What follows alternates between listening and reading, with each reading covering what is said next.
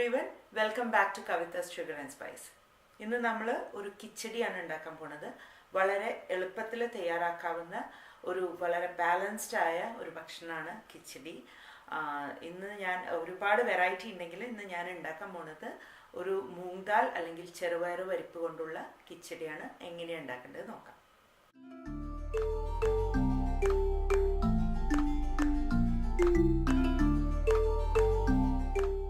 കിച്ചടി ഉണ്ടാക്കാനായിട്ട് ഞാനിവിടെ ബ്രൗൺ റൈസാണ് എടുത്തിരിക്കുന്നത്. 1/2 കപ്പ് ബ്രൗൺ റൈസ്, അതിലേക്ക് ഞാൻ 1/2 കപ്പ് ചെറുപയർ പരിപ്പും കൂടി ആഡ് ചെയ്ത് ഇതൊന്ന് വെള്ളമൊഴിച്ച് നന്നായിട്ട് കഴുകി നമുക്ക് ഒരു 20 മിനിറ്റ് അതിനെ സോക്ക് ചെയ്ത് വെക്കാം.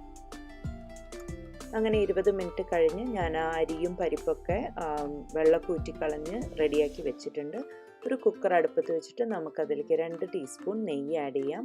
കഴിയുന്നതും ഈ പ്രിപ്പറേഷനിൽ നെയ്യ് തന്നെ ഉപയോഗിക്കുന്നതായിരിക്കും ബെറ്റർ. കാരണം എന്തെന്ന് വെച്ചാൽ അതിന് ഒരുപാട് ഹെൽത്ത് ബെനിഫിറ്റ്സ് ഉണ്ട്.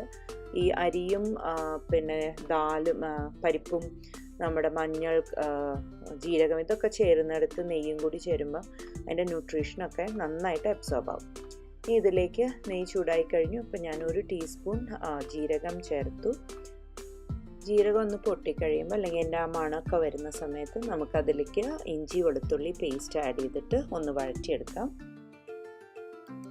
അതൊന്ന് വഴന്ന് കഴിയുമ്പോൾ നമുക്കതിലേക്ക് നമ്മുടെ ഉണക്കമുളകും പിന്നെ കറിവേപ്പിലയും ആഡ് ചെയ്തിട്ട് ഒന്ന് ഇളക്കി കൊടുക്കാം.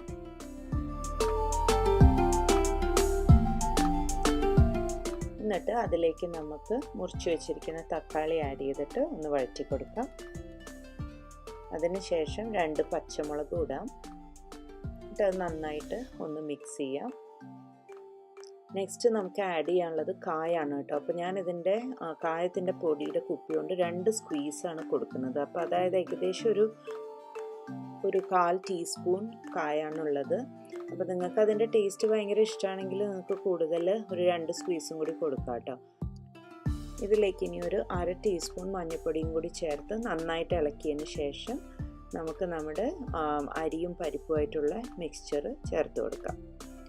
അപ്പോൾ തക്കാളിയൊക്കെ വല്ലാണ്ട് ഇത് വഴറ്റിയെടുക്കേണ്ട കാര്യമൊന്നുമില്ല. അപ്പോൾ ഇത് കുക്കറിൽ അതൊക്കെ നന്നായി കുക്കായിക്കോളും. അപ്പം ഞാനിപ്പം ഈ അരിയും പരിപ്പും കൂടിയിട്ട് ഇപ്പോൾ 1 കപ്പാണല്ലോ നമ്മുടെ അടുത്തുള്ളത്.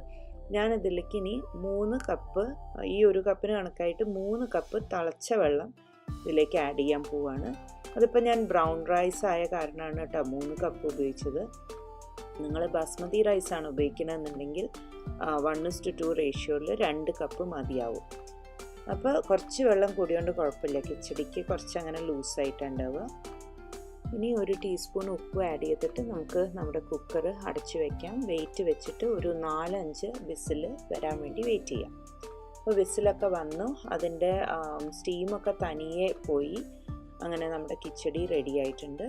അപ്പോൾ ഇത് കുറച്ച് വാട്ടറിയാണ്, ഇങ്ങനെ തന്നെയാണ് അത് ഉണ്ടാവേണ്ടത്.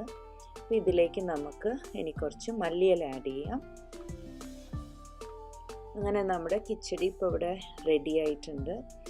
നമുക്കിതൊരു സെർവിങ് ഡിഷിലേക്ക് മാറ്റാം. നിങ്ങൾക്ക് സെർവ് ചെയ്യുമ്പോൾ ഇതിലേക്ക് വേണമെങ്കിൽ ഒരു എക്സ്ട്രാ ടീസ്പൂൺ നെയ്യൊക്കെ ഇട്ട് കൊടുക്കാം കേട്ടോ. അപ്പം ഞാൻ നേരത്തെ പറഞ്ഞ പോലെ ഹെൽത്ത് ബെനിഫിറ്റ്സും ഉണ്ട്, പിന്നെ വളരെ നല്ല ഫ്ലേവറുമാണ്. അങ്ങനെ ഒരൊറ്റ പാത്രത്തിൽ കിട്ടുന്ന ഒരു ബാലൻസ്ഡ് ആയ ഒരു വെജിറ്റേറിയൻ ഡിഷ് റെഡി ആയിട്ടുണ്ട്. നമ്മുടെ പ്രോട്ടീനും കാർബ്സും എല്ലാം ഇതിൽ തന്നെ ഉണ്ട്. അപ്പോൾ എല്ലാവരും ഒന്ന് ട്രൈ ചെയ്ത് നോക്കൂ. എല്ലാവർക്കും ഇഷ്ടപ്പെടാതിരിക്കില്ല. Thank you for watching and have a wonderful day. By.